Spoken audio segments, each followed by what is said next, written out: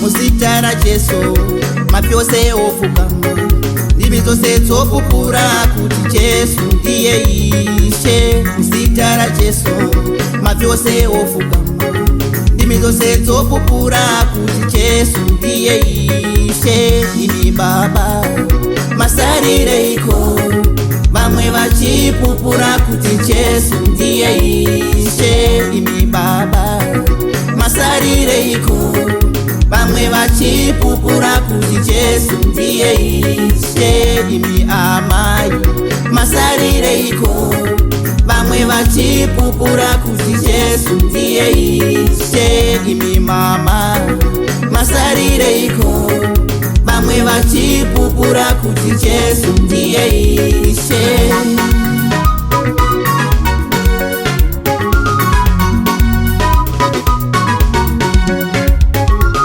Nguva yatokwana nazvino yatokwana kuti vanomunamata vamunamate mumweya. Nguva yatokwana nazvino yatokwana kuti vanomunamata vamunamate mumweya. Nguva yatokwana nazvino yatokwana kuti vanomutenda vamutende mumweya.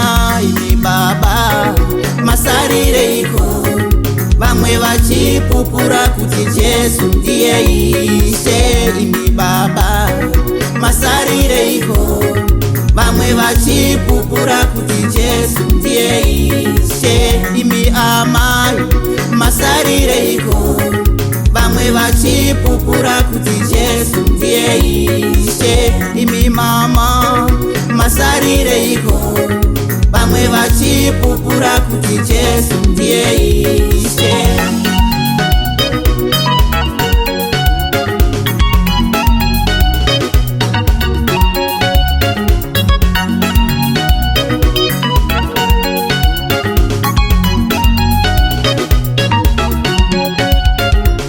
Jesu ndiye nzira yekwenda kuna Baba, kana tichimunamata tomunamata mumweya. Jesu ndiye nzira inoenda kuna Baba, kana tichimunamata tomunamata mumweya. Jesu ndiye nzira inoenda kuna Baba, kana tichimutevera tomutevera mumweya. Imi mukoma masarireiko vamwe vachipupura kuti Jesu ndiye Ishe? Imi mukoma masarireiko vamwe vachipupura kuti Jesu ndiye Ishe? Imi sese masarireiko vamwe vachipupura kuti Jesu ndiye Ishe?